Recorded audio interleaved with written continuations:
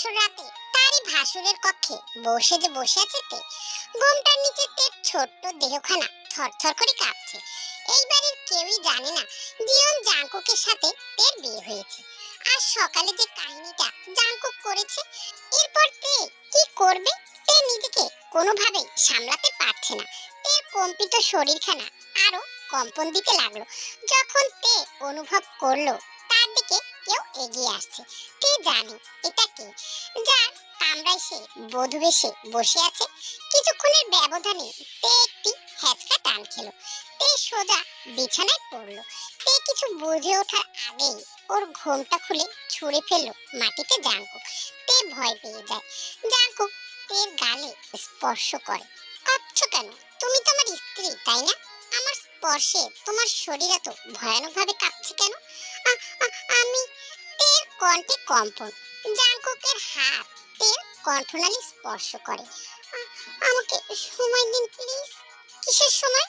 তুমি তো কালই চলে যাবে। আমার অধিকার আমি কখন আদায় করব? আমি। জাংকুক তের কম্পিত গাল স্পর্শ করে এরপর কিছুক্ষণ মায়াবী চোখ দিয়ে তাকিয়ে থাকে ওর দিকে। তারপর হঠাৎই তের বুকের উপরে শুয়ে পড়ে জাংকুক। তে নড়বার জায়গা পায় না। জাস্ট নীরবে আমাকে একটু শুয়ে থাকতে দাও। নড়াচড়া করলে তোমার জন্য বিষয়টা ভালো হবে না। শান্ত থাকো, আমাকেও শান্ত থাকতে দাও। কথাগুলো বলে জাংকুক চোখ বন্ধ করে নেয়। তের হৃদয়টা বেরিয়ে আসার উপক্রম। এমন ভাবে বলল যেন সবকিছুর জন্য তেই দায়ী। এই মুহূর্তে তের ভীষণ কান্না পাচ্ছে, কিন্তু শব্দ করলে যদি লোকটা উঠে যায়। তে তাই মুখ চেপে ধরে হাত দিয়ে। তার কান্নার শব্দ জাংকুকের কান পর্যন্ত না পৌঁছালেই হয়। তের মনে হচ্ছে সে বাড়িতে যেতে চায়, এখানে থাকতে চায় না। বাড়িতে গিয়ে মাকে সব বলতে চায় সে। এটা কেমন বিয়ে? কেউ জানে না তের বিয়ে হয়েছে। না তের পরিবারের কেউ, না জানে জাংকুকের পরিবারের কেউ। এটা কেমন পরীক্ষা হচ্ছে তার? এভাবে কি আদৌ বিয়ে সম্ভব? তের ছোট্ট হৃদয়খানা ভাঙছে বারবার। এই হৃদয় ভাঙার শব্দ শোনা যায় না, তবে যদি শোনা যেত তবে মানুষ কখনো মানুষকে আঘাত করত না। তে সকালে ঘটে যাওয়া ঘটনাটা একবার মনে করে। লিসার বিয়েটা হবে কমিউনিটি সেন্টারে। সবাই রেডি হয়ে বেরিয়ে গেছে। তে একটি জর্জেটে লাল রঙের শাড়ি পরেছে, গোল্ডেনের ভারী কাজ করা। শ্যামলা শরীরে লাল রঙের শাড়িটা বেশ ভালো জমেছে। তে বেরিয়ে বোনের পাশে এসে বসে। গাড়িগুলো কমিউনিটি সেন্টারের দিকে অগ্রসর হয়। কমিউনিটি সেন্টারে পৌঁছে 10 মিনিটের মাথায় বরযাত্রী উপস্থিত হয়। বরযাত্রীকে স্বাগতম জানিয়ে তে সরে আসে।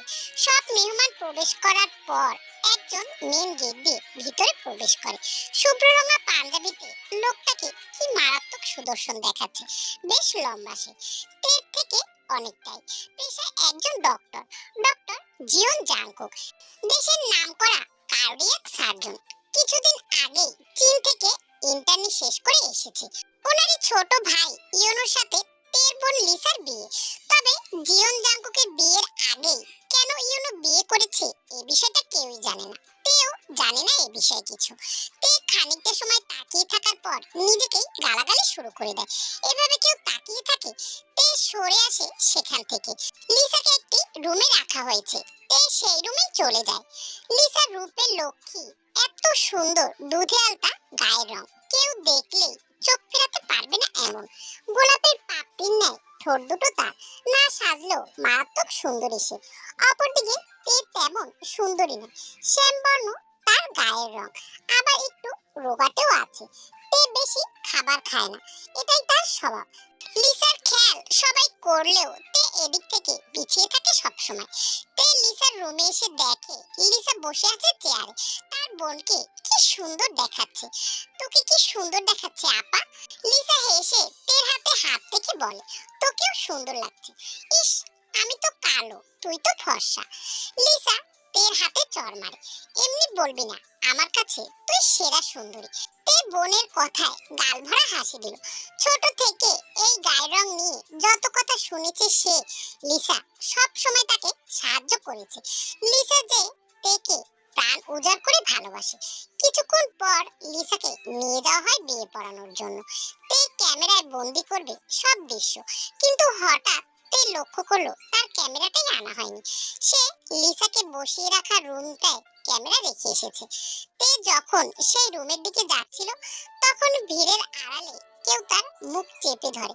তে কিছু বুঝে ওঠার আগেই ওর মুখ বন্ধ করে একটি ঘরে নিয়ে আসে। তে নিজেকে ছাড়াতে ছাড়াতে ঘটনা ঘটে যায়। তেকে লোকটা একটা বদ্ধ কামরায় এনে ফেলে। তে মাথা তুলে জাঙ্কুককে দেখে অবাক হয়ে যায়। আপনি? হ্যাঁ আমি। কেন, অন্য কাউকে আশা করেছিলে? জি না, কাউকে আশা করিনি। এগুলো কি ধরনের আচরণ? জাঙ্কুক তের কথায় কোনো উত্তর দেয় না।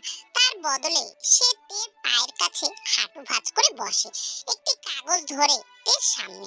তে, এটাতে সাইন করো। তে অবাক হয়ে তাকায় কাগজের দিকে। Registry paper. কিসের কাগজ এটা? বিয়ের। কি? কার বিয়ে? কিসের বিয়ে? তোমার সাথে আমার বিয়ে। ইয়ার্কি করছেন ভাইয়া? কথাটা বলার সঙ্গে সঙ্গে তের গালে পড়লো একটি থাপ্পড়। থাপ্পড়ের তীব্রতা এত বেশি ছিল যে তে কিছুক্ষণের জন্য শব্দই শুনতে পায়নি আশেপাশে। তের চোখ বড় বড় হয়ে যায়। হবু জামাইকে কেউ ভাইয়া বলে ডাকে? বোঝো না কিছু? তে এবার ভয় পেয়ে যায়। তে একটু পিছিয়ে যেতে নিলে জাঙ্কুক তের কোনোই ধরে বসে। এমন কেন করছেন? যেতে দিন আমায়, আমি বাবাকে সব বলে দেব। বেশ তো, তাহলে তোর বোনের বিয়েটাও আটকে দেই। মানে? মানে সোজা ওই দেখ, বিয়েটা আটকে আছে আমার জন্য। তে জাঙ্কুকের ইশারা করে দেখানোর দিকে মাথা ঘোরায়। বিরাট একটি কাচের জানলা দিয়ে সব দেখা যাচ্ছে।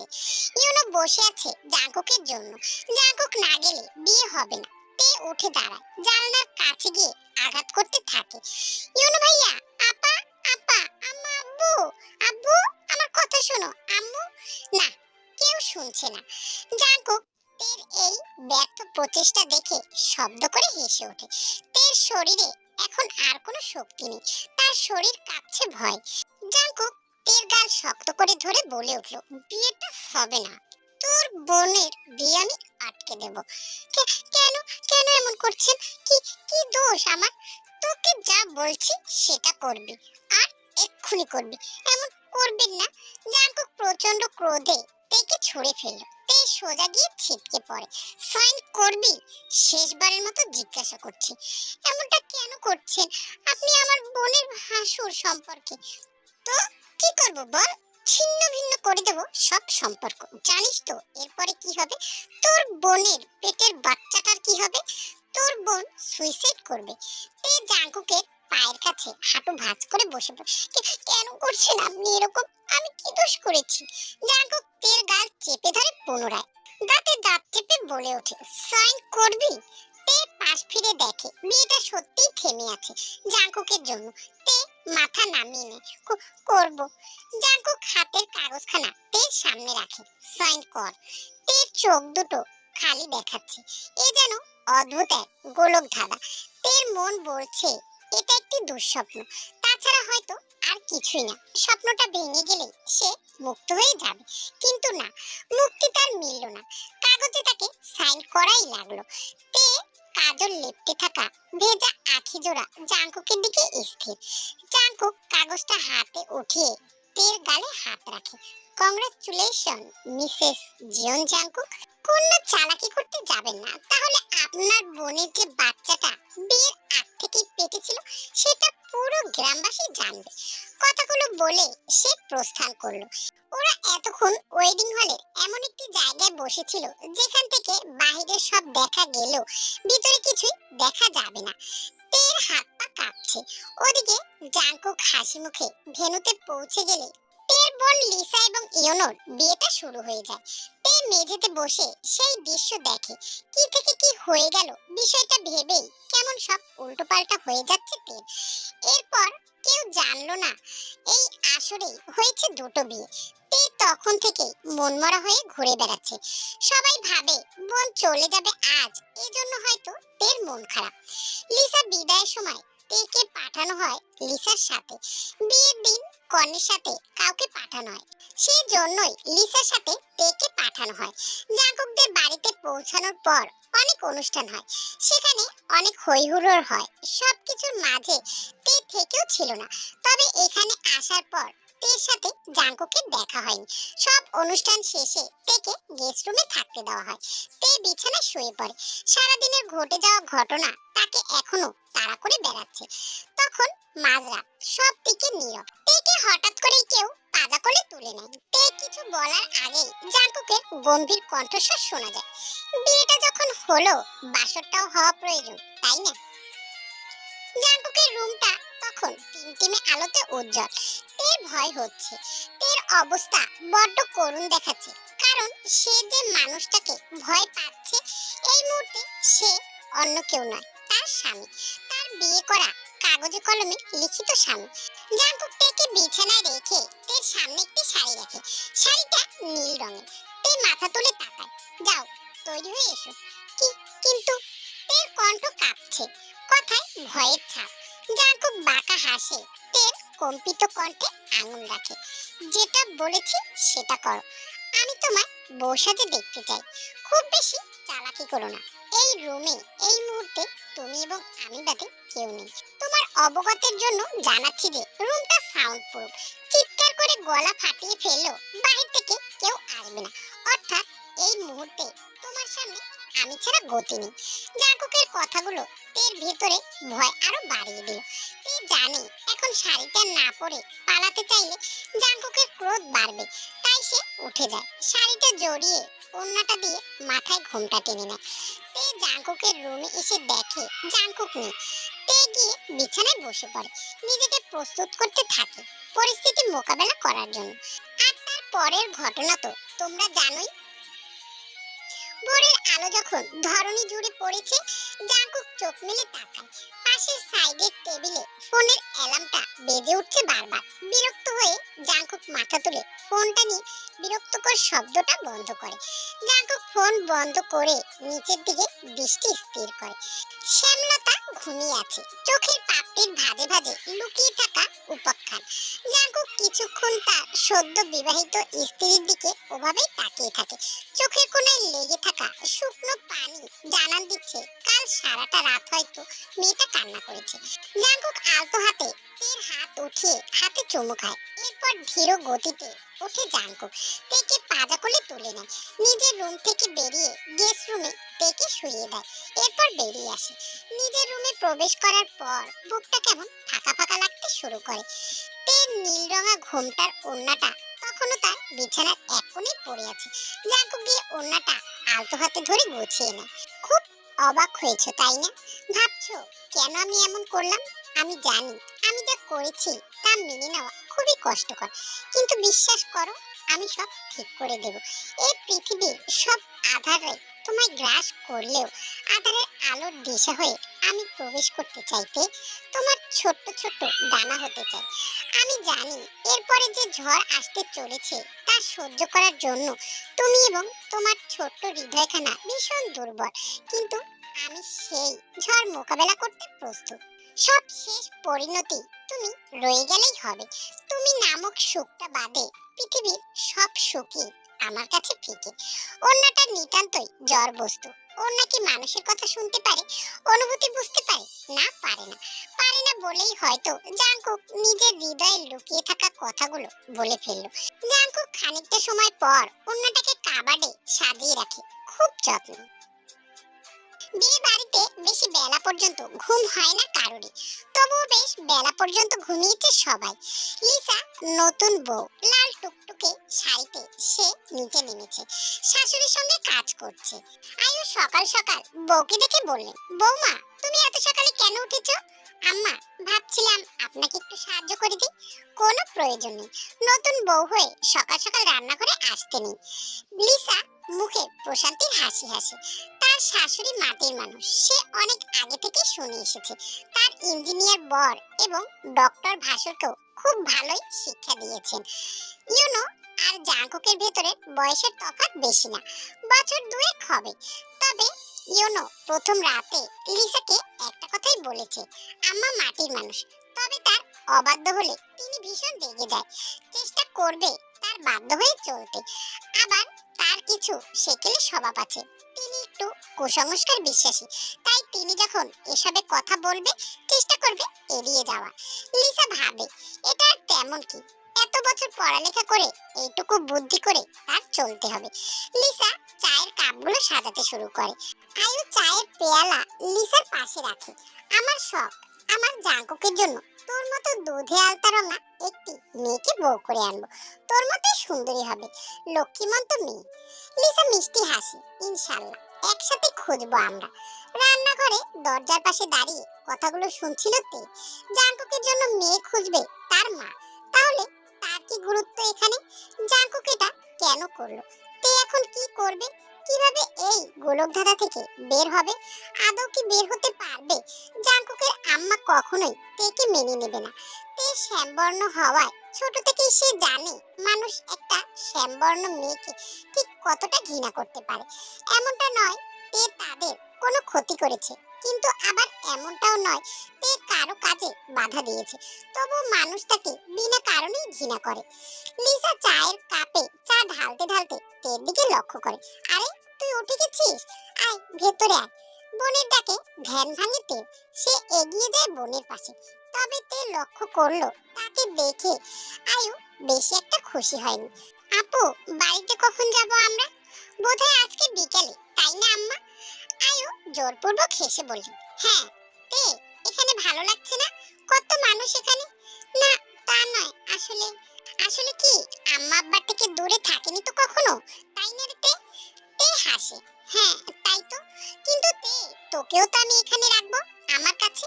কথাটা শোনা মাত্র তে সবেমাত্র পানির গ্লাস হাতে নিয়েছিল, সেটা মাটিতে পড়ে যায়। কাচের গ্লাস হওয়ায় সেটা ভেঙে যায়। লিসা তা দেখে দ্রুত বোনের দিকে এগিয়ে আসে। তে, কি হলো? কোথাও লাগেনি তো? তে আমতা আমতা করে বলে, মানে আপু, হ্যাঁ আমি দুঃখিত। আসলে কখন হাত থেকে পড়ে গেল। না না, কোনো সমস্যা নেই।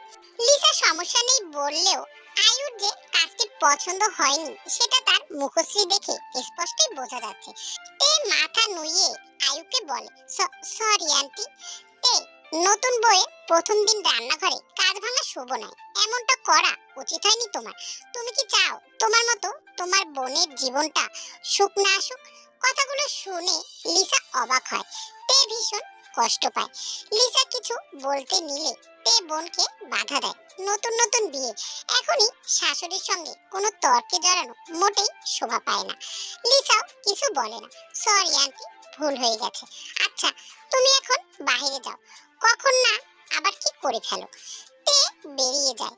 লিসাও বোনকে যেতে দেখে, তবে এই মুহূর্তে সে রান্নাঘর ছেড়ে গেলে শাশুড়ি মা ভুল ভাববে, তাই আর যাওয়া হলো না। সবে মাত্র রেডি হয়ে নিচে নেমেছে জাঙ্কুক। নিচে ঘটে যাওয়া সব ঘটনাই তার চোখের সামনে ঘটেছে। তের চোখে চিকচিক করতে থাকা পানির বিন্দুগুলো তাকে বড্ড কষ্ট দিয়েছে। তবে এই মুহূর্তে সে এমন অভিনয় করলো যেন সে কিছুই দেখেনি। জাঙ্কুকের পরনে নেভি ব্লু শার্ট আর কালো প্যান্ট, অ্যাপ্রনটা হাতে। জাঙ্কুকের ফর্সা ত্বকে এসব রং বেশ মানায়। ডক্টর পেশাটাও তাকে বেশ মানায়। জাঙ্কুক নিচে নামতেই আয়ু এগিয়ে আসে। জাঙ্কুক বাবা, তুমি তো ছুটি নিয়েছিলে? হ্যাঁ, 3 দিনের। 3 দিন শেষ। আমার এমার্জেন্সি পেশেন্ট আছে আম্মু। খেয়ে যা বাবা। সময় নেই আম্মু, বাইরে খেয়ে নেব। হয়ে গেছে, টিফিন করে দেই। না আম্মু, খেয়ে নেব হসপিটাল থেকে। জাঙ্কুক কথাটা বলেই বেরিয়ে যায়। আয়ু তাকিয়ে রয় ছেলে যাওয়ার দিকে। বড্ড বেখেয়ালি ছেলেটা, এর জন্য মন স্থির একটি মেয়ে আনবো আমি, সব ঠিক করে দেবে। লিসা খাবার টেবিলে রাখতে রাখতে বলে উঠলো, আনিয়ে না আম্মা। আয়ু হাসলো। গেস্ট রুমে প্রবেশ করার পর তে হাঁটুতে মুখ গুজে কান্না শুরু করে। কি ঘটে চলেছে আমার সাথে? কেন ঘটে চলেছে? আমি কি করব? কিভাবে বের হব এর থেকে? তে ঘুম থেকে ওঠার পরেই পাশে একটা চিঠি পায়, যাতে লেখা ছিল জাঙ্কুকের নির্দেশগুলো। কাল ঘটে যাওয়া ঘটনা যদি একটা অক্ষরও কেউ জানে, তবে লিসার প্রেগন্যান্সির বিষয়টা সবার সামনে চলে আসবে। তে জানে এটা খুব কঠিন নয় জাঙ্কুকের কাছে। লিসার প্রেগন্যান্সির কথাটা সবাই জানলে কি হবে? মেনে নেবে না কেউ লিসাকে। তে এটা কেমন গোলক দাদায় ফেসে গেল। জিয়ন বাড়িতে মেহমানের ঢল। বিয়েতে আসা প্রত্যেকেই তখন বাড়িতে উপস্থিত। লিসা সবার মাঝে বসে গল্প করছে। নতুন বউ সে, ঠোঁটে সর্বক্ষণ মৃদু হাসি লেগেই আছে। তে সকাল থেকে বের হয়নি। জোরপূর্বক না পাঠালে এখানে আসবার কোনো ইচ্ছেই ছিল না তার। বনের দিকে চেয়ে আশাটা হয়েছিল, কিন্তু প্রতিটা প্রহরের সাথে চারদিক থেকে আসা দমকা একটি হাওয়া তার দম বন্ধ করে দিচ্ছে, যেন আশেপাশের সকল দুঃখ তাকে চেপে ধরে রেখেছে। শ্যামলতার গোলাকারের মতো চোখ দুটো দিয়ে অনবরত পানি গড়িয়েই পড়ছে। জাঙ্কুকের মায়ের কথাগুলো কেমন হজম হয়নি তার। যদিও এটা নতুন কিছু নয়, তবুও এই মুহূর্তে তার একটু বেশি ভয় করছে। জাঙ্কুকের জন্য কোনো অনুভূতি তার নেই। প্রত্যেকটি মেয়েই চাইবে তার মতো পুরুষ তাদের জীবনে আসুক, সবাই চাইবে তার মতো স্বামী, এতে তের কোনো দোষ নেই। তে বসেই ছিল। এমন সময় জেনি আসে গেস্ট রুমে। জেনি হলো জাঙ্কুকের খালাতো বোন। দেখতে মাশাআল্লাহ অনেক সুন্দরী, তবে আচরণ খুব একটা সুবিধার নয়। জেনি হঠাৎ করে আওয়াজ দেয়, তে। তে একটু চমকে ওঠে, ফিরে তাকায় জেনির দিকে। হ্যাঁ বলো, তুমি নাকি কিছু খাওনি সকাল থেকে, মামুনি তোমায় ডাকছে। তে জানে জেনি আয়ুকে মামুনি বলে ডাকে।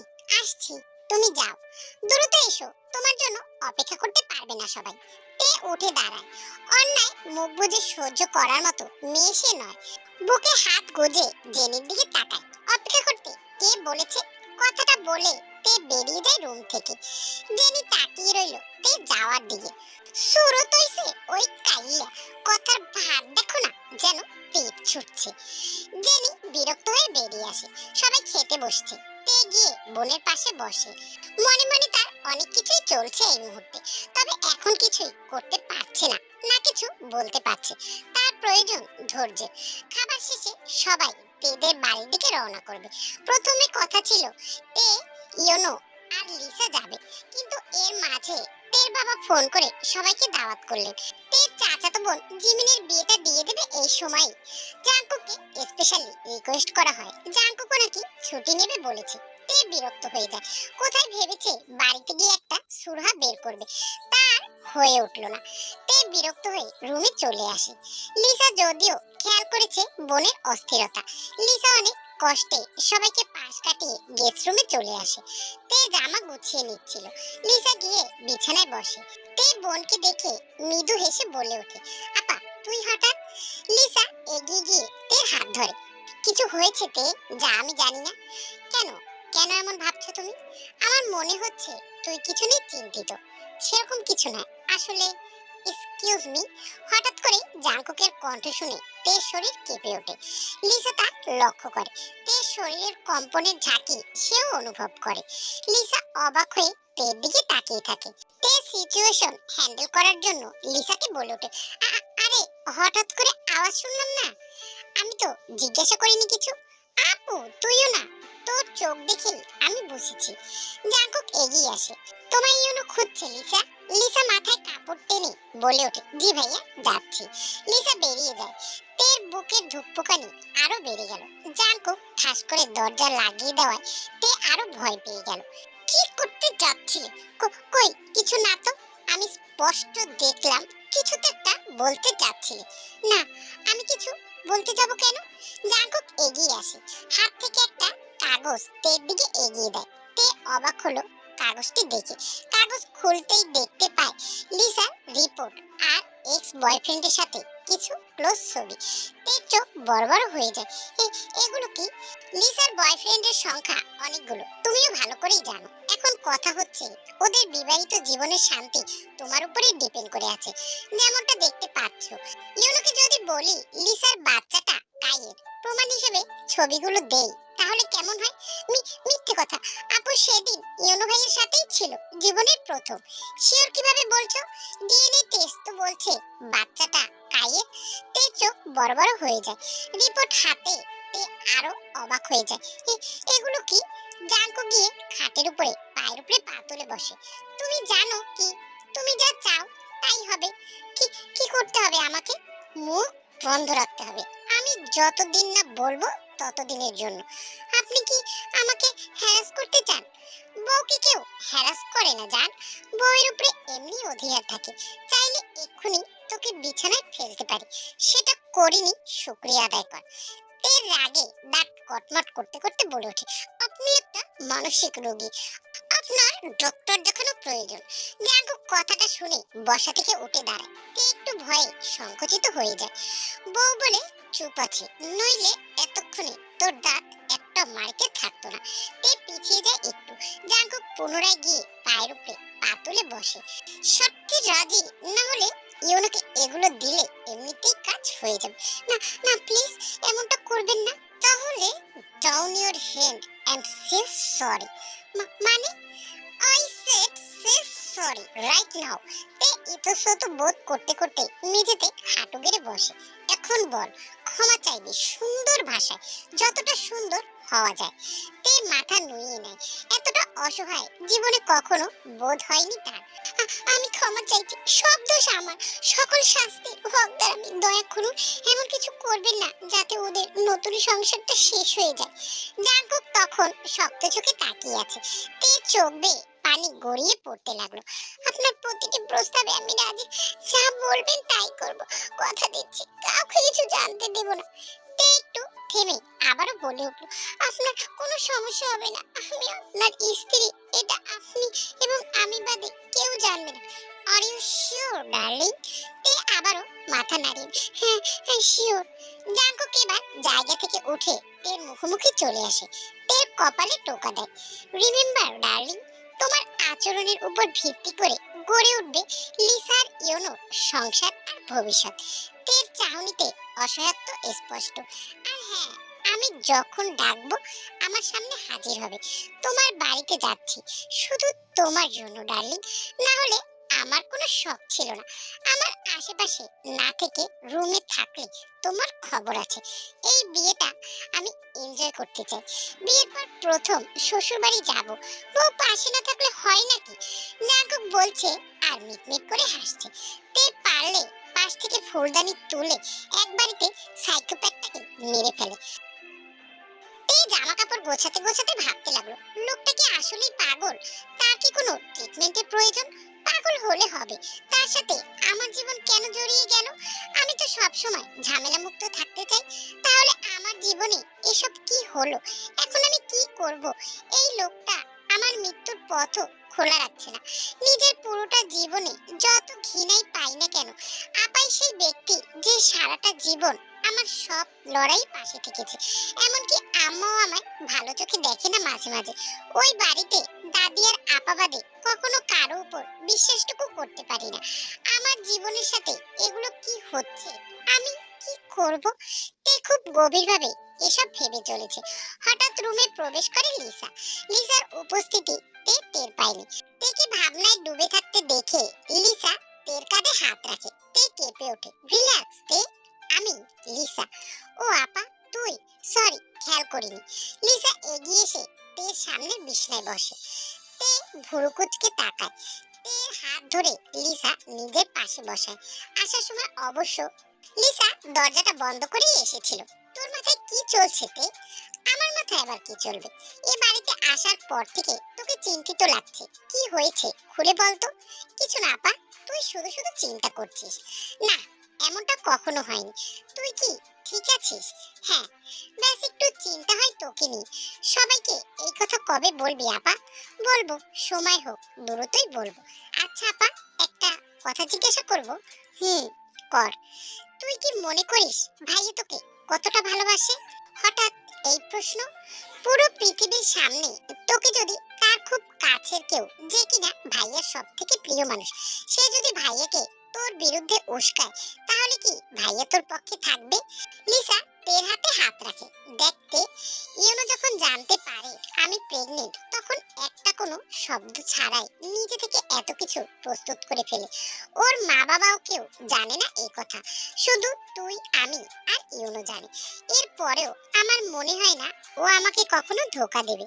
জাঙ্কুক ভাই জানতো না? হ্যাঁ, জাঙ্কুক ভাইয়ের থেকে আমি ট্রিটমেন্ট নিয়েছিলাম। জাঙ্কুক ভাইয়ের সাহায্য ছাড়া সম্ভব ছিল না। তে চুপ হয়ে যায়। তার মাথা কাজ করাই বন্ধ হয়ে গিয়েছে। কিভাবে কি করবে তে জানে না।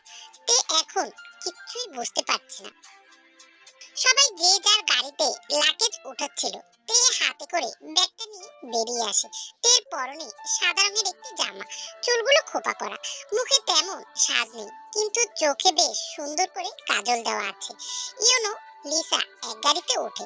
তে এগিয়ে আসে বোনের কাছে। আপা, আমি তোর সাথে যাব। তের কথাটা বলতে না বলতে সেখানে জাঙ্কুক উপস্থিত হয়। নব দম্পতিকে বিরক্তি করার ভালোই উপায় বের করেছো। তে যেন ফোসকা পড়ে গেল কথাটা শোনা মাত্র। রাগে কান থেকে ধোঁয়া বের হওয়া শুরু করেছে। তে বিরক্তি চোখে তাকায়। জাঙ্কুক ভাব নিয়ে বলে ওঠে, ইউনো চলে যা, এই আলুর বস্তা আমি নিয়ে আসছি, সমস্যা নেই। আমি আলুর বস্তা? মোটামুটি ওই রকমই, সাইজলেস। তে আরো রেগে যায়। সাইজলেস মানে? ওদের ঝগড়া দেখে ভিতর থেকে ইউনো আর লিসা হাসতে শুরু করে। থাক থাক ভাইয়া, আমার বোনটাকে বেশি বিরক্ত করবেন না। রাগ হলে ওর নিয়ন্ত্রণ থাকে না, এমনিতে আবার বেশি রাগও করে না সে। চিন্তা করো না, she is safe with me. Okay. You know গাড়ি স্টার্ট দিয়ে চলে যায়। তে তাকিয়ে রয়। কি মুসিবত! ওয়াইফাই এখন কি কোলে তুলে নিতে হবে? তে ফিরে তাকায়, যেন চোখ দিয়ে খেয়ে ফেলবে। দাঁত কিরমির করতে করতে সে জাঙ্কুকের গাড়ির সামনে চলে যায়। ওদিকে জেনি মেয়েটা জাঙ্কুককে দেখে তার সামনে এগিয়ে আসে। জাঙ্কুক, মামুনি বলেছে তোমার সাথে যেতে। বললেই যেতে হবে? মা পাপার গাড়ি ফাঁকা আছে, না হলে কাজিনদের সাথে করে চলে যাও। কিন্তু জাঙ্কুক, বিরক্ত করবে না। তুমি জানো রাগ উঠলে থাপ্পড়ও মেরে দিতে পারি আমি। আর কি ন্যাকামি করছো এসব? বয়স দেখেছো? দামড়ি মেয়ে, আমাকে জাস্ট ভাইয়া ডাকবে, আমার নাম নিবে না। যা, এমন রেগে যাও কেন তুমি? জাঙ্কুক চলে যায় সেখান থেকে। জেনি প্রথমে ভেবেছিল জাঙ্কুক হয়তো প্রাইভেসি চাইছে, কিন্তু সে লক্ষ্য করে দেখে জাঙ্কুকের গাড়িতে অন্য কেউ বসা। জেনি লক্ষ্য করলো ওটাতে। বিষয়টা লক্ষ্য করতে জেনির শরীর জ্বলে উঠল। আমায় নিতে সমস্যা, আর ওই কল্লা মেয়েরে নিতে সমস্যা নেই, তাই না? সমস্যা নেই জাঙ্কুক, আমি মামুনিকে বলবো, এরপর দেখি তোমায় আমার থেকে কে আলাদা করে। অনেকগুলো গাড়ি হওয়ায় কারোর সাথে কারো সংযোগ নেই, যে যার মতো চলেছে। জাঙ্কুকের গাড়িতে তে জানলায় মাথা এলিয়ে দিয়ে বাইরের দৃষ্টি দেখছে। বেশ শীত লাগছে তার, একটু গুটিয়ে নিল নিজেকে তে। জাঙ্কুক আর চোখে তাকিয়ে দেখে তের হয়তো ঠান্ডা লাগছে। জাঙ্কুক ধীরে গাড়ির হিটারে টেম্পারেচার বাড়িয়ে দেয়। উষ্ণ গরম অনুভব হতেই তে রিল্যাক্স ফিল করে। তার মাথার ভেতরে যত চিন্তা তা সব কেমন যেন ঘুমে পরিণত হতে লাগলো। আস্তে আস্তে তে ঘুমিয়ে পড়লো। জাঙ্কুক তে ঘুমিয়ে পড়তেই পিছন থেকে একটি চাদর এনে তের গায়ে জড়িয়ে দিল। তের ঠোঁট দুটো উল্টো করে ঘুমিয়েছে, কি মারাত্মক সুন্দর দেখাচ্ছে। জাঙ্কুক তের ঠোঁট দুটোই চুমু খায়, তবে সরে আসতে নিলে সেটা পারে না।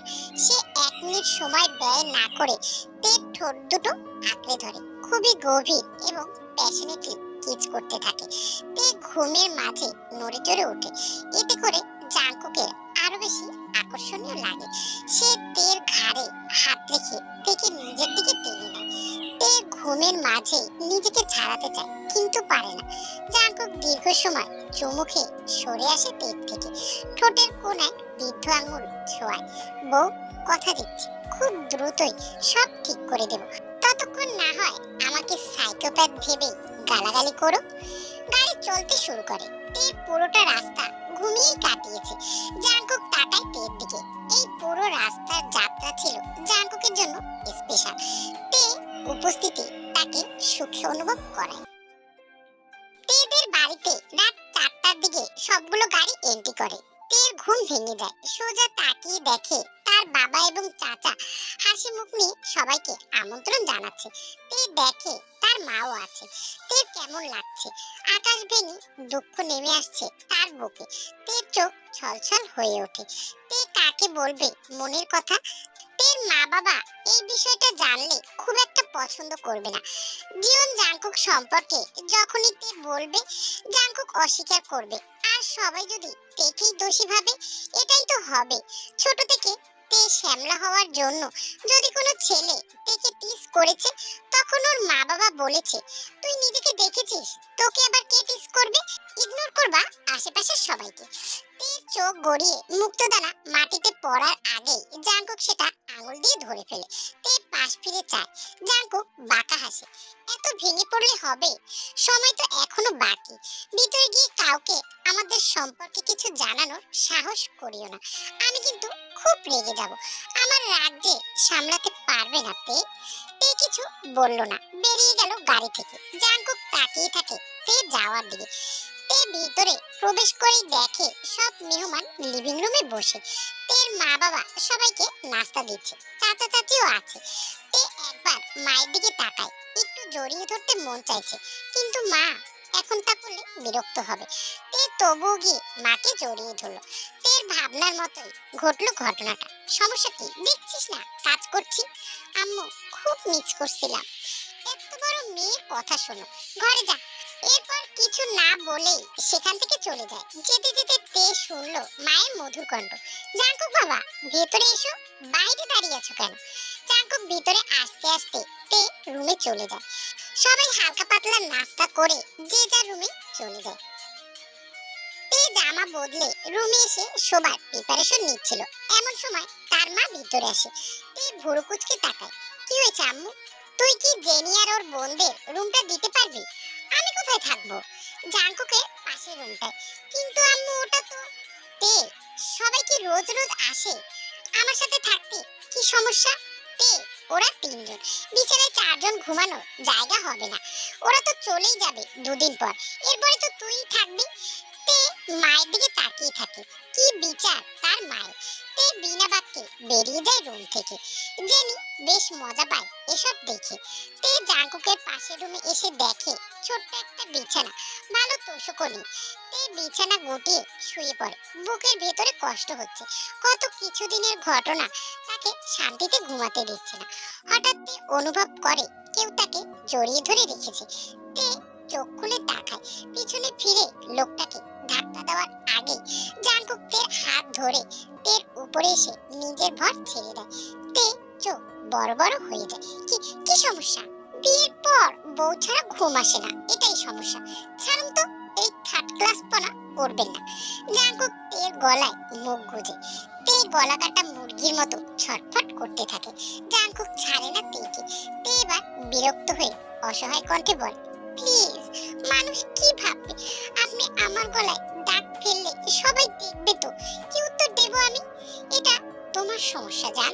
কথাটা বলে জাঙ্কুক জোরে কামড় বসিয়ে দেয়। তে চিৎকার করে ওঠে, আহ মনস্টার, আপনি কখনো ভালো হবেন না। তুমি থাকলেই হচ্ছে, বাকি সব ভালো খারাপের চিন্তা নেই আমার। জাঙ্কুক ওভাবে তেকে জড়িয়ে ঘুমিয়ে যায়। তে এদিক ওদিক হতে পারে না। এক পর্যায়ে হাল ছেড়ে শুয়ে থাকে জাঙ্কুকের নিচে। সকাল সকাল বিয়ে বাড়িতে বেশ অনেক আয়োজন করা হয়েছে। আয়ু লিভিং রুমে বসে চা খাচ্ছে আর জিনের সাথে কথা বলছে। কথা বলার এক পর্যায়ে আয়ু বলে উঠল, আপা, তের বিয়ে নিয়ে কি ভাবছেন? জিন থেমে যায়। জিন আয়ুর দিকে তাকায়। কি বিষয়? বিয়ের বিষয়। ওর বাবা এখনো কিছু ভাবেনি, সবে তো বড় মেয়েটার বিয়ে হলো। ভাবা ভালো। তে বয়স হলে ওকে আরো বাজে দেখাবে। আমার মনে হয় ওকে দ্রুত বিয়ে দেওয়া উচিত। মেয়ের বাবাও ভাবছিল, কিন্তু আসলে ছেলেও খুঁজে পাওয়া মুশকিল। তে দূরে দাঁড়িয়ে সব কথা শুনলো। সকাল সকাল রুমে জাঙ্কুককে না পেয়ে ফ্রেশ হয়ে এসেছিল মাকে সাহায্য করতে। এসব কথা এখন তে গায়ে লাগে না। সে চুপচাপ হেঁটে কিচেনে চলে যায়। রাগ যে হয় না তা নয়, কিন্তু সে এখন রাগ মেটানোর জন্য অন্য কিছু করতে চাইছে। তে রুমে এসে বসে, অন্যমনস্ক হয়ে কিছু ভাবছে। আসলে শ্যামবর্ণ হওয়া কি সত্যি খুব দোষের? কথাগুলো নিজের ভিতরে ভেবে চলেছে তে। হঠাৎ ওয়াশরুমের দরজা খোলার শব্দ পায়। তে কেঁপে ওঠে। ওয়াশরুমের দিকে চোখ যেতেই দেখে জাঙ্কুক তোয়ালে পেঁচিয়ে বাইরে এসেছে। তে জাঙ্কুকের উদাম শরীর দেখে চোখ বড় বড় করে নেয়। দ্রুত অন্যদিকে মুখ ফিরিয়ে নেয়। আপনি এখানে কি করছেন? এটা তো সব থেকে বাজে রুম। আপনাকে তো ভালো রুম দেওয়া হয়েছে। জাঙ্কুক বাঁকা হাসে। ওপাশে ফিরে থাকা তের দিকে এগিয়ে আসে জাঙ্কুক। তে কোনো হালচাল অনুভব না করে ফিরে তাকায়। তে ফিরে তাকাতেই তেকে নিজের দুহাতে বন্দি করে নেয় জাঙ্কুক। তে ভয়ে পিছিয়ে যেতে নিলে বুঝতে পারে পেছনে দেওয়া। জাঙ্কুক বাঁকা হেসে তের মুখের দিকে এগিয়ে যায়। কি ব্যাপার, ভয় পাচ্ছ বুঝি? কিন্তু এগুলো তো তোমার জান, আমি তো তোমার স্বামী। অন্য কোনো মেয়ে আমাকে এভাবে দেখো, তুমি কি সেটা চাও? তে ঘাম বেরিয়ে গিয়েছে। জাঙ্কুক তা দেখে পুনরায় বাঁকা হাসে। বাম হাতে তের কপাল থেকে চুল সরিয়ে দেয়। এত ভয় কিসের বেগম? আমি তো তোমারই, দেখে নাও সবকিছু। ছাড়ো না আমাকে, যেতে দিন। যেতে দেওয়ার একটু ইচ্ছে নেই আমার। এখন কি করা যায় বলো তো? এমন করবেন না প্লিজ, এটা আমাদের বাড়ি, সব থেকে বড় কথা বিয়ে বাড়ি। কেউ যদি দেখে ফেলে কি হবে ভেবে দেখেছেন? কি হবে? তুমি তো আমার বিয়ে করা বউ, সেটা শুধুমাত্র আপনি জানেন, আর কেউ জানে না তো। সময় আসলে পুরো পৃথিবীকে জানাবো আমি এই কথা। তো সেই সময়টা আসা পর্যন্ত আমার থেকে দূরে থাকুন। জাঙ্কুক এবার বিরক্ত হয়ে যায়, তের হাতে কোনোই চেপে ধরে। তোমাকে ভালো কথা ভালোভাবে বলে বোঝো না কেন? তোমাকে সর্বদা কেন বল প্রয়োগ করতে হয়? সমস্যা কি তোমার? তে এবার সরাসরি জাঙ্কুকের চোখের দিকে তাকায়, ঝরঝরে কণ্ঠে উত্তর দেয়।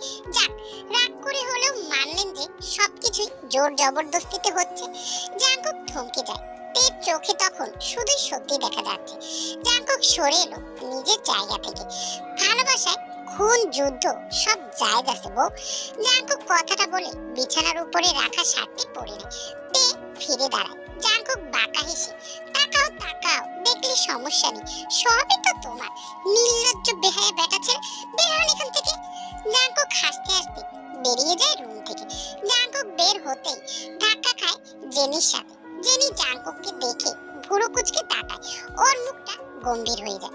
তুমি এখানে? সরি বাটারফ্লাই, গল্পটি আমি ওয়ান শটেই দিতে চেয়েছিলাম, কিন্তু গল্পটি একটু বড় হয়ে যায়, আর এত বড় গল্প রোজা রেখে ভয়েস দেওয়া এডিট করা আসলে কষ্টসাধ্য। তোমরা একটু আমাকে বুঝো প্লিজ। আর গল্পটি কিন্তু অনেক সুন্দর, আর একটা পর্বই হবে, আমি খুব দ্রুত লাস্ট পার্টটি দিয়ে দেবো। আর এই পার্টটা তোমাদের কাছে কেমন লাগলো অবশ্যই কমেন্টে জানিও। গল্পটি ভালো লাগলে লাইক, কমেন্ট এবং সাবস্ক্রাইব করে পাশে থেকো। আল্লাহ হাফেজ।